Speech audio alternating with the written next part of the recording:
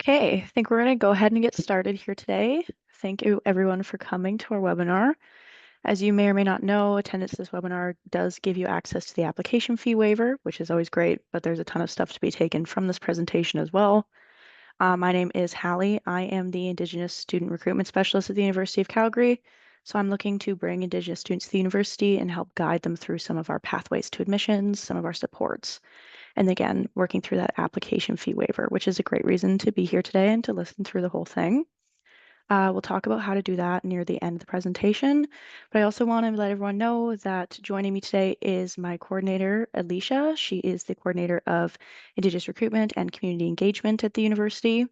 So you're able to be putting in questions throughout the presentation in that chat there, which she can be helping to answer. But at the end, there's also going to be a questions period where I'll be able to answer some of those questions, and you can also have the opportunity to have your mic open to be speaking. I think with all that being said, we'll just get started here. So I'd like to begin with a land acknowledgement. The University of Calgary, located in the heart of southern Alberta, both acknowledges and pays tributes to the traditional territories of the people of Treaty 7, which includes the Blackfoot Confederacy, comprised the Siksika, the Piikani, and the Kainai First Nations, the Tsuut'ina First Nation, and the Stoney Nakoda, including Chiniki, Bearspaw, and Goodstoney First Nations. City of Calgary is also home to the Métis Nation within Alberta, Districts 5 and 6. Starting off with beautiful southern Alberta. If you've been there, you know it's amazing, but if you haven't, got to come out, hopefully sometime to the university, especially. We're really lucky to have a couple different landscapes. We've got our beautiful prairies, the mountains, and the foothills, which is where Calgary sits. We're only about 45 minutes from the mountains. I like to bring this up a lot because that's where I grew up going all the time. I grew up skiing a ton. Living in Calgary is, I think, the best place in Canada to be able to get out in the mountains a bunch. Winter stuff and summer as well. If you're interested in hiking, biking, camping, all of that's available. I always like to use this time to point out a really cool spot in southern Alberta where you can get familiar with some of the traditional territory, including a Blackfoot site. So this is UNESCO World Heritage Site, Head Smashed in Buffalo Jump. It's a really cool opportunity to be able to go out and see some Indigenous sites on potentially new lands that you may be moving to. Moving forward, we'll look more specifically at the Calgary itself. So Calgary, we're about 1.7 million or so now, so we're getting pretty big. I love it though. It's a beautiful city. It's got a really cool blend of both nature and that city aspect. We've got two of the largest parks in North America within the city. We also have our very own provincial park right within the city itself. So we're not having to leave to get out and see that beautiful nature that we have. I live downtown personally. It's my favorite neighborhood. It's super walkable, lots of shopping. Within Calgary itself, we have 13 of the 100 best restaurants in Canada. So there's lots of opportunities to be getting out and having some fun when you're not in class. We are also very blessed to have two beautiful rivers. We have the Bow and the Elbow. These meet at a site called the Confluence, which is formerly called Fort Calgary. It's another really cool Indigenous site to be able to go check out. Again, familiarizing yourself with that new city, that new territory. If we look at some specifics of Calgary, we have the sunniest major city in Canada. We have over 330 days of sun a year. Really good for that dopamine, makes you happy, especially in winter when it can get kind of cold. It's nice to always have that sun out. We also have really lovely Chinook winds. These are warm winds that come in off the mountains and can warm days up in winter by 30 some odd degrees. So you can start the morning in January, minus 30, and you can end with plus 10. Again, helps break up that seasonal depression. I don't think our winters in Calgary are too bad. I actually like them quite a bit. Two important things here to note is that we have the second lowest cost of living in Canada, and we also have the highest personal income per capita of any of Canada's major cities. If we're thinking about coming to university, we know it can be expensive. We're thinking about how we're going to be able to afford and pay for it. Calgary is a great place to put down those roots, given its affordability and the chance to be able to make some of that extra money. I think we may know skiing is not a cheap hobby. And so in order for me to be able to keep it up, I have to have some of that extra spending money, which Calgary affords me the opportunity to have. If we were looking more specifically at the University of Calgary, we have over 1,400 self-identified Indigenous students on campus. It's a pretty large number. In total, we have an undergraduate population of about 30,000, so we're about a mid-sized Canadian university. I'd also like to mention that Calgary has the fifth highest Indigenous population in Canada. Both these are important to me when I was trying to establish community and roots within the city. While I grew up in Calgary, I wanted to make sure I was continuing with my Indigenous background, Indigenous roots, and the University of Calgary was a great place for me to be meeting these people. I want to point out here two really important statistics. We've got our 95% undergraduate retention rate and our 96.3% after-grad employment rate. So our 95% undergrad retention rate means that 95% of our students that are coming on with us are staying. I think this speaks really highly to some of those supports that we have on offer on campus. We'll talk about those in a bit. But again, really strong support systems to ensure that you can succeed in that degree. Not only within your degree too, but after. With that 96.3% after grad employment rate, there's a really great opportunity to be able to advance your career, advance your future with a University of Calgary degree. I am part of this statistic now. I only graduated in June from my Bachelor of Arts in History, but I'm already working in a job I like. And so there's tons of opportunities for you to being able to make those connections and make that future here at the university. We've got a map of our campus here. It's done in this like cartoonish way so we can get a really good picture of what we're looking at. Buildings, all but three of our buildings on campus are connected to each other inside, meaning that you can walk all the way from residence in that bottom left there to the ICT building at the top indoors. Some of our international students who don't have good winter gear will be wearing shorts and flip-flops all winter. So again, if you don't want to have to be walking outside and it's minus 30, you don't need to. We're also really well connected to the rest of the city though. We've got our own train station, we've got two bus loops, and we also are connected to Calgary's pathway system. Calgary has the largest pathway system for walking and biking in North America. So tons of ways to be getting out and exploring not only campus, but the city. Top to bottom, campus is about a 7-minute walk, so it's all super nice and close together. And in that center of campus there, you can see the McEwen Student Center. That's basically our center of campus. It's our hub of all of our stuff. It has our fast food options. It has shopping, all of our doctors, chiropractors, eye doctors, which I need to go to the eye doctor a bunch. Got bad eyes. But we also have all of our support systems within this building here. So it's all really accessible for all of our students to be using. And again, I'm going to encourage you to be using our supports as much as we can. You want to be part of that 96.3, you want to stay on with us, those supports are there for a reason. The final thing I'll note is all those trees on campus there. They're not just drawn in to be fun. We actually have so much green space on campus that we are considered a park by the city. I think it's really reflective of Calgary as a whole. Again, like I was saying, it's a really cool blend of nature and city. Campus too, we've got tons of new buildings. And so having the access to that pond right beside a brand new building, you can see some rabbits and some geese. It's really nice. We are Canada's entrepreneurial university. A lot of people hear this and they think it means we're super business forwards. We're only pushing our business programs, and that's totally not true. Our motto at the University of Calgary is to start something. And so we want all of our students to be able to start something in their degree, no matter what that is. And so there's a ton of opportunities to be doing this through research, work positions, studying abroad, creating your own business. Whatever it is, we want our students to be succeeding and making something for themselves. We're going to dive right in here to all of our undergraduate faculties.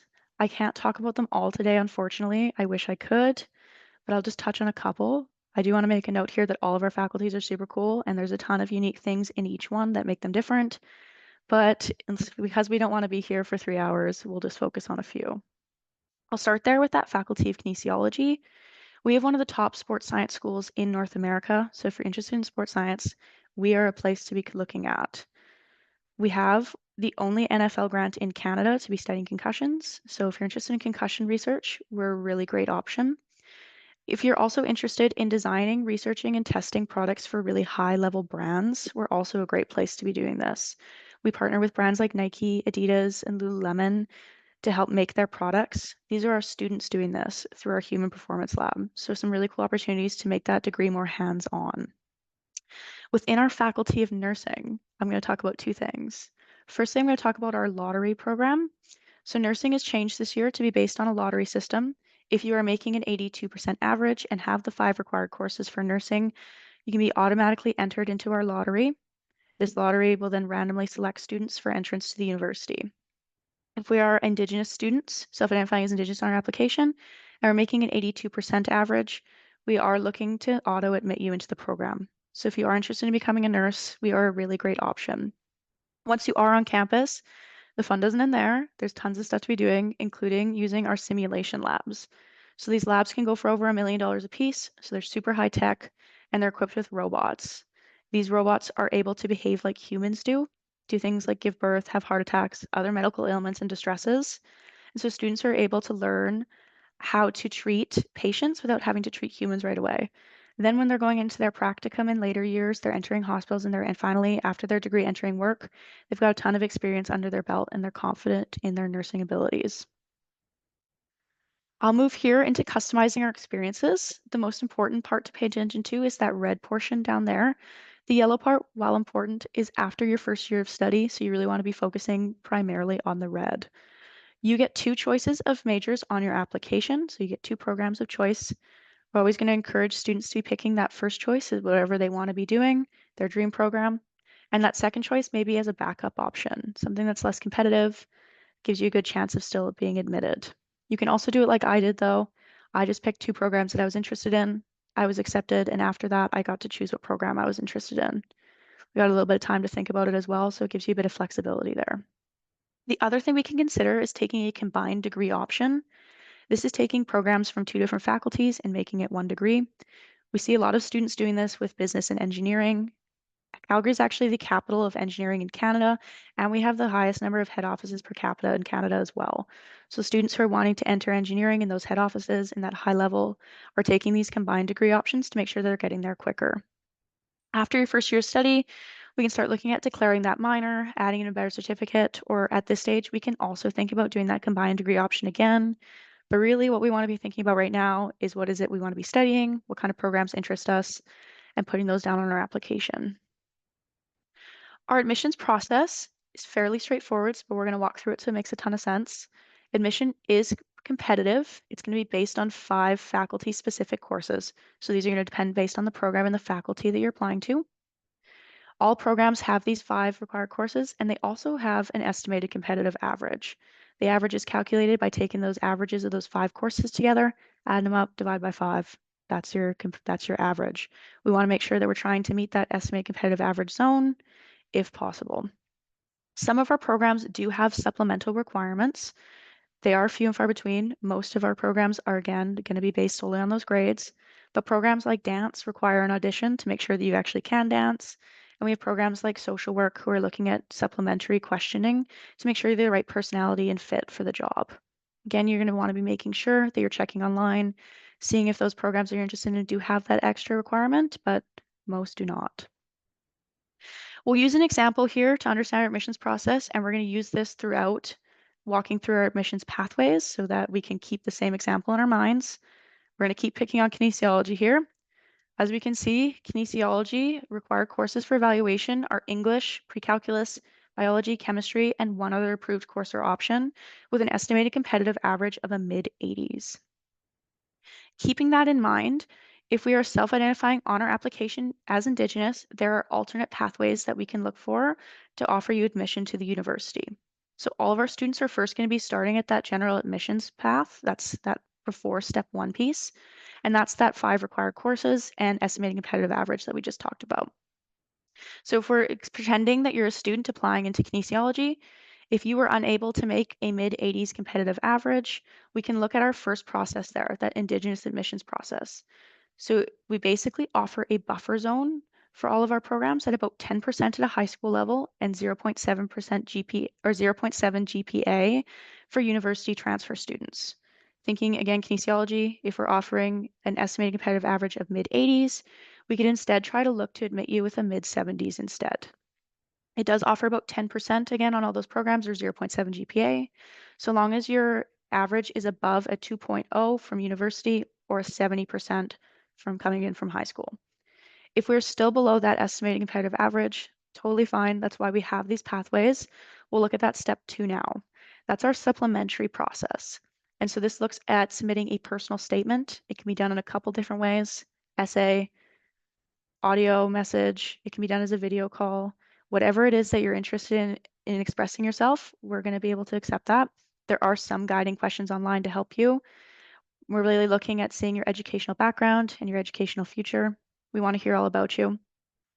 We can present this to the faculty, and the faculty can decide to admit you directly to your program, or we can look at our step 3, our pathway programs. These programs are for students who are missing foundational courses that are required for that program. If a student is missing a non-foundational course, for example, that 5th approved course or option from kinesiology, we can look at using that supplementary process to help for admittance. But if they're missing something like English or math, we need to look at these Indigenous pathway programs to make sure that students are up to the same level as other students are who were able to take these in school to ensure that you're able to succeed in that program. So 6 of our faculties offer Indigenous specific pathway programs.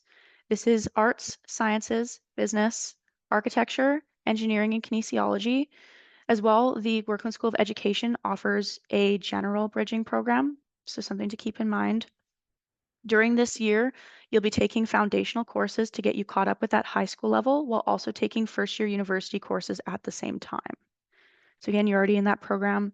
You're just taking those foundational courses to get caught up to that level that you need to be. If we're still not at that point, we can look at our Indigenous Student Access Program. So this is a 1-year cohort-based program. So this in that small group. You're taking about 3 courses a semester. You can be taking some required courses, and you can also be taking either first year university courses or foundational courses to get up to that level for entrance to your program.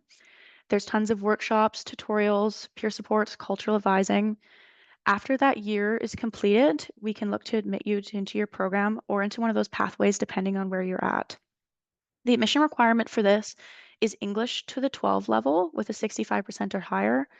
However, if students are below this, we can look again at that supplementary process to be looking for admissions. This is a great option for students who maybe are looking for a transitional year. Maybe they're not ready to jump straight into university right away. Or it's great for mature students who have been away from school for a while and want to come back, get their bearings behind them before they can enter that program straight away. So, like I said, the only way to gain access to those pathway programs is by self-identifying on your application as Indigenous. However, if we do have to admit you using one of these pathway programs, we are going to be looking for supporting Indigenous documentation. If you feel like you identify with any of the 4 categories on screen right now, and you're not sure what kind of documentation we're going to be looking for, what kind of documentation we require, this is a great one-on-one thing that we can chat about. It's going to be unique to each student. We're going to try our best to find something that works. So some of those benefits of self-identifying, those pathway systems, the only way to access those, self-identification. It's also a great way to be in contact with me. I think I'm great, so if you want to be in contact with me, I'd love to be able to speak to you. Again, I'm specifically looking at supporting Indigenous students, so I want to be able to help you through both your application process, anything that we need to with those supporting pathways, or even just general questions if you're not sure what kind of program you're interested in, you have a career goal in mind, whatever it is, we can definitely talk about that. It's also a great way to be able to access some of our Indigenous supports on campus, including our Writing Symbols Lodge. Our Writing Symbols Lodge is right in that center of campus there at that MAC hall, so super accessible for all of our students. And they offer a ton of different things for our Indigenous students. Things like cultural events. I took a couple beading classes through them. They offer workshops, advising. They have a fantastic program called OTAP. It's the Indigenous Youth Leadership Program. Allows you to get out and volunteer in community, make some new connections both on and off campus. There's computer lab spaces to be able to use. And my favorite thing that they do is our Indigenous graduation ceremony. One of my favorite parts of my degree, not that I didn't like going to school at U of C, I still work there, so it's a fantastic place to go. But it was such a cool way, an honoring way to end out my degree. I was honored with the Métis sash, a beautiful wool Pendleton blanket, and it's a really not miss event if you're able to attend. There are some non-Indigenous specific supports on campus as well, though, if that's something you're looking for. I'm going to mention 2 that I think are really great. Our Center for Career and Personal Development helps you build your resume, your career toolkit, helps you plan that future and get those jobs that you're looking for. You want to be part of that 96.3% after grad statistic. This is a great resource to be using on campus. I'll also highlight our Student Success Center. They've got our writing center there. They can help you with that academic writing. If you're coming straight out of high school, you don't have any post-secondary experience, you might not know this, but high school writing and university writing are very different. You want to be taking your writings to them, making sure they're up to that university level so you can be getting those good grades and succeeding in those classes. We're going to get into now other ways that we can be customizing that degree. We're going to start with our work integrated learnings. We've got 4 different types: co-ops, internships, practicums, and research-based positions. Some are paid, some are not. The only faculty that's going to require you to do one of these is engineering. If you're not in engineering, it's totally optional. I'll talk about our co-op program because I think it's really great. They are 4 to 16 months in duration. They're always going to be paid. You're going to be able to enter a job that is specific to your program, specific to something that you want to be doing in the future. You're going to be gaining those right skill sets, those right tools, those right connections to be able to move on after your degree and have those jobs that you're looking for. It's great for career building and future building. We can also be looking at traveling and exploring our world while still advancing our degree. We've got two different programs here. We're looking at study abroads and our field courses. Our study abroad programs, we're partnered with 200 universities in 80 countries worldwide, so there's a ton of options. You're able to go away for a semester and study at the school, while importantly paying University of Calgary tuition and getting University of Calgary credits. So you're not having to worry about if those credits are going to transfer over. They're all guaranteed to transfer over. And you're also paying a domestic tuition rate through the University of Calgary, so we're not paying any international fees. Makes getting out there, studying in somewhere new, a lot more accessible. If we're not interested in being away for a whole semester, I get it. It's a lot of time to be away. We can look instead at some field course options. These range in time. Some of them can be a week, some of them can be a month. What they allow you to do is go out and study a course program in a place where it makes sense to be studied. For example, there's opportunities to be going to Belize for the month to be studying in the jungle, doing biology. There's opportunities to be going to Italy and studying ancient Roman architecture and history with the Colosseum behind you. So a lot of really cool ways to make your degree more practical, getting in person, seeing that stuff you want to be seeing up close. And you're also earning University of Calgary credits at the same time. So you're still advancing that degree while having some fun while you're away. Talk about a couple of our experiences at the university. First, the Olympic Oval. In 1988, Calgary held the Winter Olympics, and we're really lucky that some of those Olympic facilities are actually on campus with us.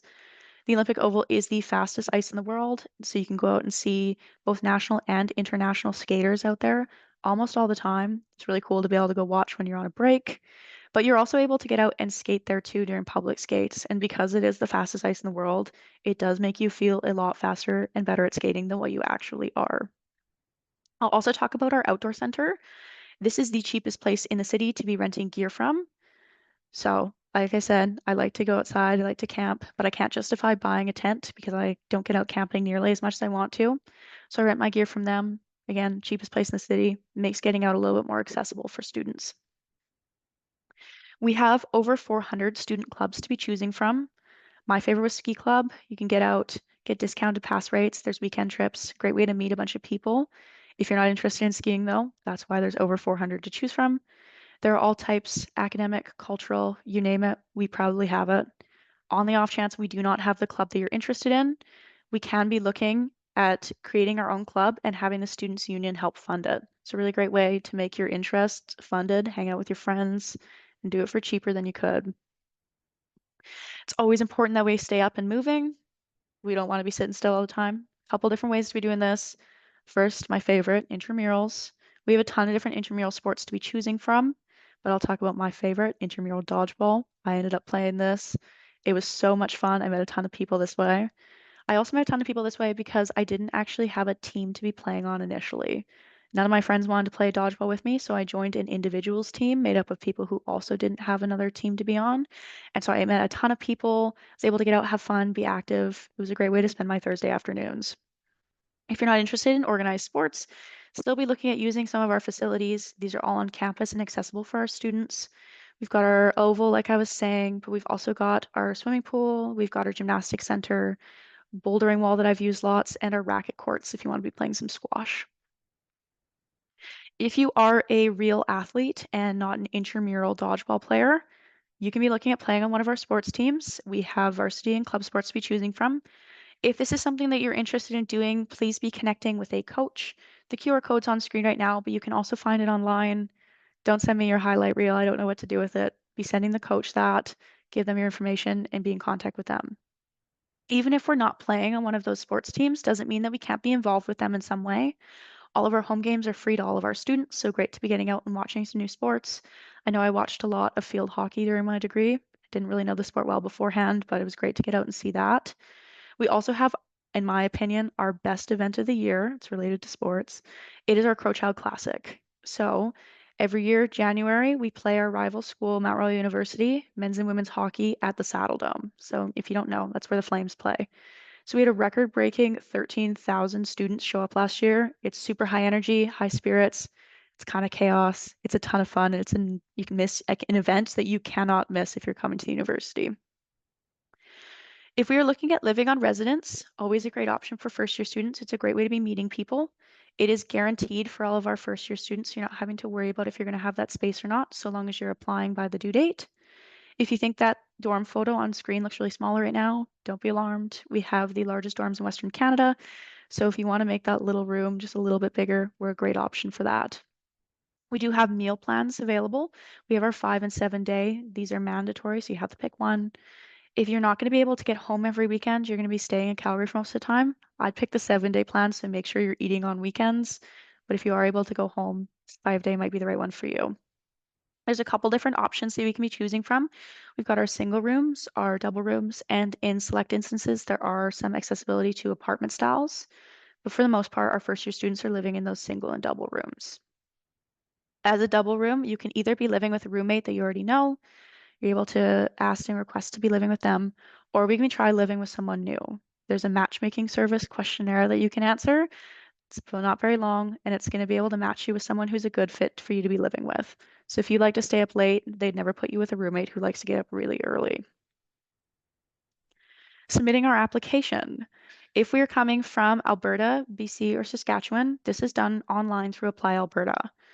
The application fee is $125. As we know, if we're here right now, we're eligible for that application fee waiver, which we'll chat about in a sec. But I want to make a note here that 24 hours after you apply, your student center opens up with a to-do list. It's going to tell you all the things that you need to be submitting to making sure that your application is complete. That's going to include things like that supporting Indigenous documentation, maybe that supplementary piece, and they're going to ask you for transcripts and anything like that. There'll be really detailed instructions on how to be doing anything, but if you ever get confused, you ever get lost, you can definitely be in contact with us if we can help you out.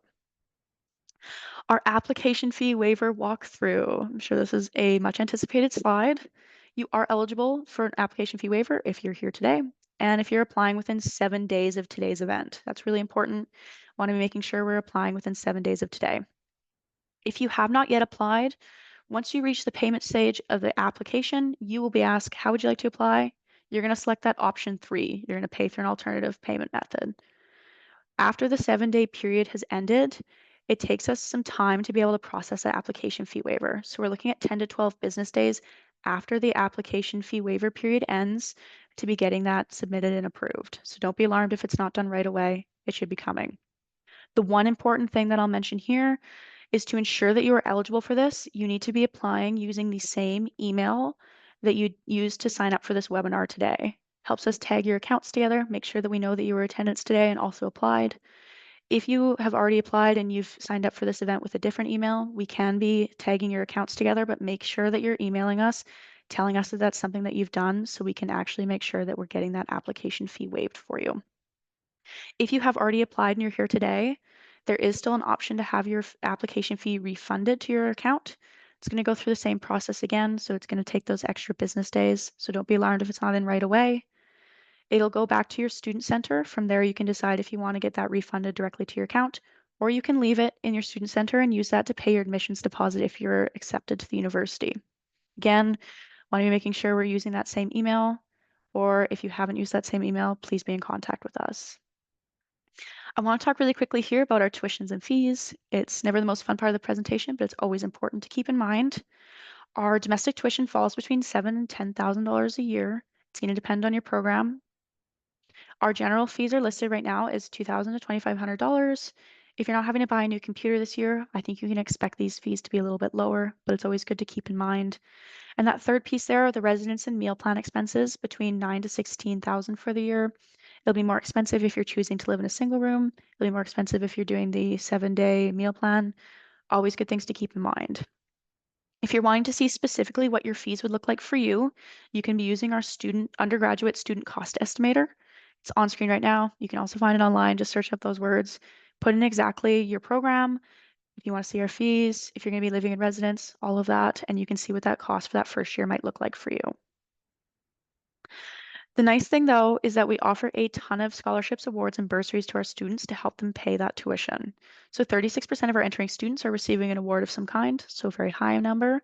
Specific to Indigenous students, we're giving away over $2 million a year. Again, as I had said before, we have 1,400 self-identified Indigenous students on campus. So this is a very high amount that we're able to give away to our students. There are 3 different types of awards that I'll chat about. We've got our automatic awards. They are as they sound. You don't have to do any application with them. They're done automatically as soon as you apply. There's some high values for those. We're looking next at our high school entrance awards. These are only accessible if you're coming in from high school. These are pretty easy to do. It's a 15-minute questionnaire. You're checking yes or no. There are a bunch of different bursaries here. One I'll mention, if you're a non-smoker, you could be eligible for a non-smoker's bursary just by checking no on that application. So that is due March 1st, same day as when our applications close. So make sure that if you are coming in from high school, you're getting those done. That final piece there, those prestige awards, these are some of our really high value awards. As you can see, up to $25,000 per year, very high amount. This is our earliest application deadline. These are due December 1st, and they do have the longest application process as well. So they can take a few hours at a time. Lots of them are asking for essay-based questions, so wanting to make sure that we're getting these applications done in time as well. We do have a bunch of awards that are specific to Indigenous students. I like to use the first one, that Elizabeth and Walter Farley Bursary, as a really good example of the type of awards we have on offer. As you can see under the criteria section, preference is given to a single parent. A lot of students think that if they're not super high achieving and from high school, they don't have those super high 95 plus grades, they're not going to be eligible for any kind of award, and that's totally not true. There are awards for every type of student, including single parents, volunteers, people involved in extracurriculars. There are awards for those who are from rural parts of the provinces, all kinds of things. Please make sure that you're applying for as many awards as you possibly can. You don't know what you're going to win. You don't know what else people have applied for. So make sure you're doing those 3 awards applications as soon as you can. Here's a list of some of our more high school entrance awards. Like I had said, there's that preference given to rural high school. And there's also our First Generation Scholars Award. I'm going to talk about that in a bit, but I like to use this slide to again show just how many different types of awards we have and how many different types of students are eligible for these awards. Here's a look quickly at some of our big prestige awards. That Ted Rogers Legacy Scholarship is one of our biggest ones, $25,000, renewable for 4 years at $100,000. So if you're thinking, wow, that sounds great, be writing those prestige awards applications. Make sure those are in by December 1st. Don't lose the chance of trying to win some of these. Our First Generation Scholars Program is meant for students who are the first person in their family to attend post-secondary of any kind. If this is you, I think you might understand as well as I did. Going to university can be scary. There's lots of new things that you need to learn. This is why we have this program. It's primarily mentorship based, so we're going to pair you with an upper year first generation student who's going to be able to answer all those questions. No question is silly, so make sure you're asking them as much as you can. And there's also a monetary benefit to this program as well. It's $2,500 towards that first year tuition, and you're eligible to enter this program, again, if you're using that high school application and you're checking, yes, I am the first person in my family to attend university. Really quick here, let's talk about some of our important dates. Our applications opened October 1st, so we're about a month or so into the application process. You can be getting on that today if you want to be. Applications do close March 1st. This is a hard stop. We can't be letting anyone in for September 2026 if you have not applied by this date. So please make sure you're getting your applications in by then at the very latest. The earlier we're getting your application, the more opportunities we have to be evaluating you, to be helping you through some of those pathways that need be. So it's always best to be applying as soon as you can. We need to be making sure that all of our documents are uploaded to our Student Center by March 15th. That's so we can look at all those, make sure they're in. Again, those are supporting Indigenous documentations, maybe that supplementary portion. Your Student Center will tell you what you need to be submitting. If you're wanting to be living in residence, those applications open November 1st. So you're able to be doing those right now at the same time. Those applications close May 1st, so make sure that you're getting those in so you're guaranteed that spot in residence. And if you are accepted, please make sure you're paying your deposit by May 1st, and congratulations. I hope to see you next year. We've got my contact card up here. These are a couple different ways that you can get in touch with me. We can be emailing me, calling me. We've also got opportunities to be meeting one-on-one, either virtually or in person. There's a ton of different ways that you can get in contact, and I would love to be able to hear from you. I'd love to be able to talk with you about the application process and any other questions you may have, so please feel free to get in contact. All right, we have reached the end of this presentation here. We're going to open this period up to questions. So for right now, you're able to either put those questions directly into the chat, or if you'd like to, I can open up your mic. Just let me know and you can ask that question aloud now.